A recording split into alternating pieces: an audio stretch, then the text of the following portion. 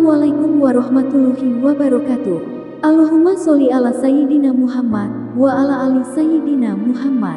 Pemirsa yang dirahmati Allah, marilah kita simak ceramah dari Buya Arosi Hashim dengan tema Amalan Agar Hati Tenang. Sebelumnya marilah kita perbanyak sholawat minimal 1000 kali sehari, agar hidup kita penuh barokah dan mendapatkan syafaat kelak. Jangan lupa berikan dukungan kepada channel kami dengan memberikan super thanks seikhlasnya. Marilah kita doakan agar Buya Arosi Hashim dan keluarga diberikan kesehatan dan kebahagiaan dunia dan akhirat. Amin ya robbal alamin. Ida F. F gitu bacanya. Bagaimana cara menjaga istiqomah dalam ibadah? Cara istiqomah itu bahasa Arab berusaha untuk stabil. Istiqomah. Maka orang istiqomah itu bukan malaikat. Orang istiqomah itu bukan yang setiap jam 2:30 udah bangun, bukan. Orang istiqomah itu orang yang berusaha untuk dawam beramal. Jika ketinggalan, dia ganti secepatnya. Itu yang disebut istiqomah. Kalau sudah stabil, orangnya disebut ahlul karamah. Jadi siapakah yang disebut orang keramat? Orang yang istiqomah. Kalau ngeliat debus kan udah biasa, dibacok nggak apa-apa, dibakar nggak apa-apa, makan beling nggak apa-apa, ya kan? Coba kasih bom mati juga tuh. Tapi ada keramat yang lebih hebat daripada debus. Di saat orang tertidur dia bangun. Di saat orang lalai nonton TV, nonton YouTube, dia zikir pagi sore. Di saat orang asik main-main, dia malah ngaji.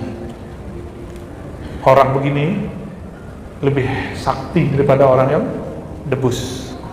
Jadi nggak usah khawatir ya. Latihan istiqomah, ketinggalan qadha, ketinggalan qadha. Apakah Rasulullah SAW pernah ketinggalan suatu amalan? Pernah. Nabi SAW karena ngurusin umat dan istrinya 11. Maka beliau pernah ketiduran, bangunnya baru ketika iqomah. Muazin iqomah, beliau baru bangun. Dan pernah satu kali Nabi SAW masuk masjid, mau masuk keluar lagi. Beliau ternyata kelelahan dan masih dalam keadaan junub. Lalu beliau masuk dan mandi. Jadi sekelas Nabi SAW pernah ketiduran. Tapi setelah subuh beliau langsung sholat sunnah 2 rakaat. Ada nggak sholat rawatib setelah subuh? Nggak ada. Itu namanya sholat qadha. Sholat sunatnya di qadha. Kita wajib aja nggak di qadha. Masih debat aja kan? Dulu nggak pernah sholat, terus nggak mau qadha kan, sekarang maunya dapat diskon terus, generasi diskon. Ratna Kurniawati, Assalamualaikum. Waalaikumsalam. Izin belajar menata hati. Apa nih? Kenapa hati seperti bolak-balik seperti air mendidih? Air mendidih itu bolak-balik atau loncat-loncat? Apa makna hati kecil? Oke, Burana atau Teh Ratna ya. Hati itu bukan seperti air mendidih, tapi seperti, pernah lihat apa namanya, kincir yang begini tuh putar tuh, kincir air. Jadi berubah gitu terus. Jadi kolbu polanya sudah jelas, jadi seperti itu. Jadi nggak kayak air mendidih ya, air mendidih itu lagi marah namanya itu. Saya lagi mendidih, dan gitu. Kenapa hati kok bolak-balik? Karena belum dipasang sesuatu yang dapat menguncinya. Yang dapat mengunci hati hanyalah penguasa hati. Sang penguasa hati bukanlah suami istri, bukanlah kekasih yang disebut dalam lagu dan nyanyi kekasih sejati, tapi yang mengunci hati adalah Allah Subhanahu wa ta'ala.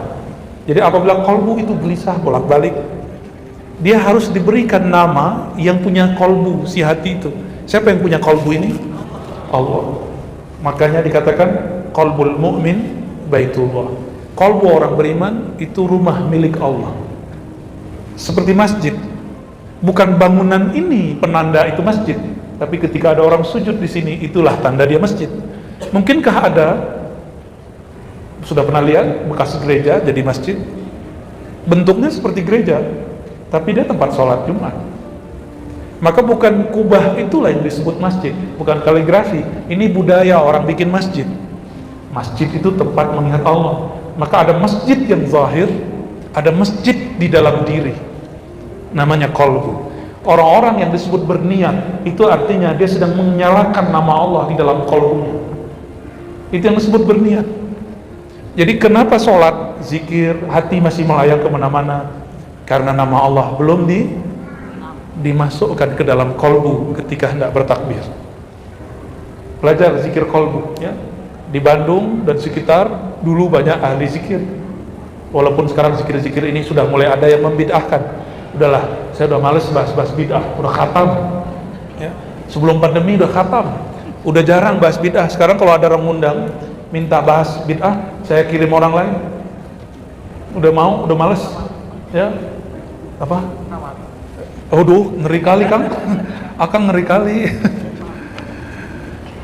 Allahumma sholli ala sayyidina Muhammad. Karena kolbu belum kuat, maka duduklah bersama orang yang kuat kolbunya. Tapi ingat, guru bukanlah nabi.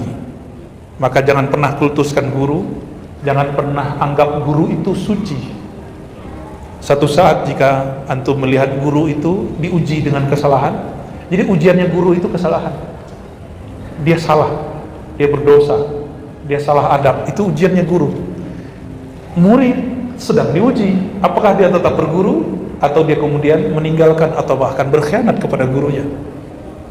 Masa sih ustadz begitu? Pernah ngomong begitu?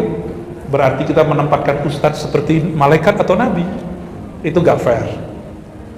Guru itu masih manusia, jadikan dia manusia.